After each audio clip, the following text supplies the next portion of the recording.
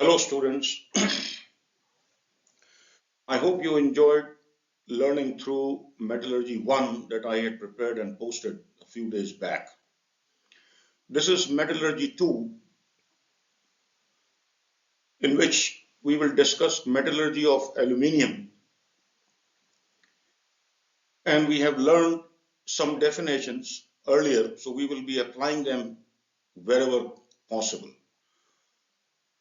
Minerals containing aluminium are cryolite, Na3AlF3, gibbsite, AlOH thrice, kaolinite, Al2, Si2O5, OH4, and bauxite Al2O3.2H2O, to name a few of them.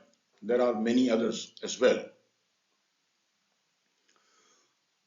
The ore of aluminium is bauxite, Al2O3.2H2O. Production of bauxite is done by Bayer's process using concentrated solution of sodium hydroxide NaOH at 423 Kelvin or 50 degrees centigrade. The end product of this process is sodium meta-aluminate, formula is NaAlO2.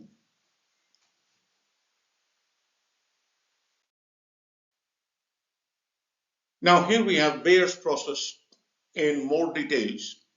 So bauxite is digested with concentrated NaOH at 50 degrees centigrade for several hours. It's a slow process and it is done to absorb or take out as much aluminium as possible in the form of soluble NaAlO2, that is sodium aluminium metasodium aluminate. Impurities, mostly silicious and ferric ions, remain undissolved. Aluminium passes into the solution as NaAlO2. It reacts with water further to form aluminium hydroxide and sodium hydroxide. We must remember that aluminium hydroxide is insoluble in water, whereas sodium hydroxide dissolves in water. The aluminium hydroxide gets precipitated and is removed by filtration. Aluminium hydroxide is allowed to precipitate and sodium hydroxide remains in solution. The residue, that is aluminium hydroxide, upon filtration is washed and dried and calcined at 1000 degrees centigrade. So below we have the diagram of the Bayer's process. Digestion takes place and then clarification to remove the red mud which contains ferric ions and siliceous impurities, and then into a precipitation tank where aluminium hydroxide is allowed to settle, and then it is filtered and calcined to obtain pure alumina, Al2O3.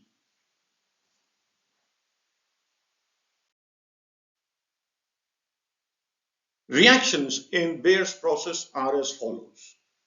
Aluminium hydroxide reacts with sodium hydroxide at 50 degrees centigrade for several hours, giving sodium aluminate and water. Sodium aluminate reacts with water further to give aluminium hydroxide white precipitate and NaOH, which is soluble. By filtration, we take out aluminium hydroxide and heat it to 1000 degrees centigrade to obtain pure alumina, which is Al2O3. This pure alumina is further processed by Hall-Heroult's process to give aluminium in molten form. Smelting or reduction of alumina by Hall-Heroult's process, which is electrolytic reduction of alumina. Remember, Carbon in electrochemical series or reactivity series comes below aluminium, which means that aluminium is a better reducing agent than carbon, so it cannot be reduced, so its oxide cannot be reduced by carbon. Therefore,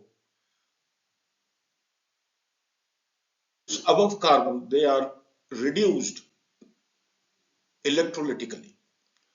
Here is the diagram of the process in which you can see this layer through which copper, uh, the copper trappings, which lower these graphite anodes into the melt, which are carbon anodes made up of graphite, and copper clamps are there, and frozen crust of alumina and coke is present here.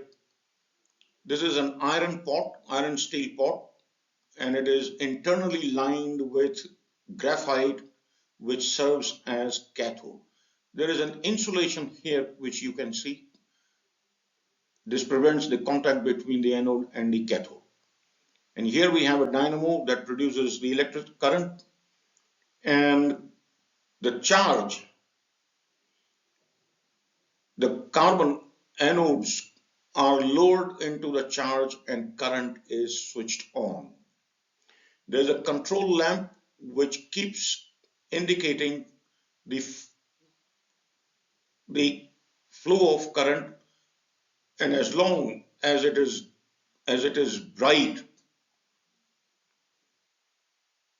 electrolytic process is going on. The moment its brightness reduces and voltage reduces to 40-50, more electrolyte is added. During the process, molten aluminium is formed near the carbon lining of the cathode, which is the iron steel tank. The molten aluminium is tapped out through this hole into a separate pot where it is obtained in molten condition, and it is 99.5% pure. Now let us see the theory of smelting or reduction of alumina. Aluminum melts at 2050 degrees centigrade. At this temperature, aluminium vaporizes. The cost of metal in the market depends on the input costs. Therefore, there has to be some reduction. This difficulty was solved by Hall when he mixed alumina with cryolite and fluorspar in a ratio of 1:2:1. The mixture melted at 950 degrees centigrade. This saves energy and lowers the cost of production. Cryolite acts as a solvent for alumina and lowers the temperature of melting. It also prevents the burning of anode. So one use is solvent, the other is to lower the temperature from 2050 to 950, and reduction in temperature prevents burning of anode. Fluorspar, calcium fluoride, maintains the fluidity of the melt. Aluminium is produced at the carbon lining of the iron tank, acting as cathode in a molten state. So aluminium is obtained in molten state. Oxygen is discharged at anode and reacts with it to first form carbon monoxide, which later forms carbon dioxide.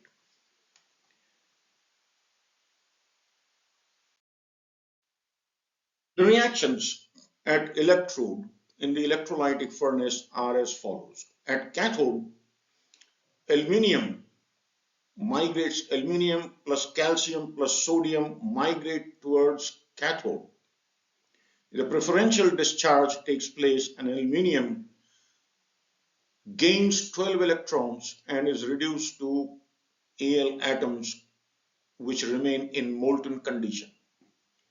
At anode, 6 oxygen atoms with -2 charge oxides lose 12 electrons to give 6 atoms. These 6 atoms recombine to give 3 oxygen molecules. The evolved oxygen reacts with graphite anode to produce carbon monoxide, which later converts to carbon dioxide.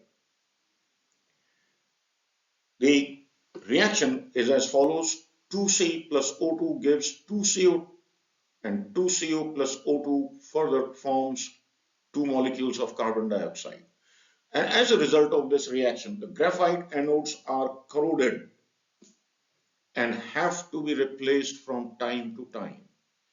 As the voltage drops to 40 to 60 volts, more charge, that is aluminium oxide with cryolide and calcium fluoride, are added to continue the process.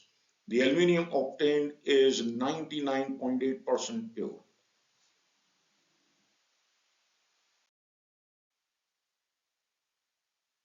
So the bottommost layer is aluminium obtained from Hall-Herold's process, and in between we have molten fluorides, calcium fluoride, sodium fluoride mixed together, and pure aluminium layer, that is aluminium atoms diffusing through this, form the uppermost layer. This is 100% pure aluminium, and it is tapped out from a side hole at the top of the furnace as compared to the hole at the bottom of the furnace in Hall-Herold process. So the molten aluminium is allowed to cool and is again converted into sheets, wires, and whatever is needed through other physical processes. Aluminium is ductile and it is malleable too. I hope this serves your purpose. It will help you to answer all the questions that ICSE can throw up or ICSE has thrown up so far. Your comments are most welcome, which will help me to produce better videos on ICSE syllabus of chemistry and help all Indians wherever they are in the world. Thank you. Please like and subscribe the video.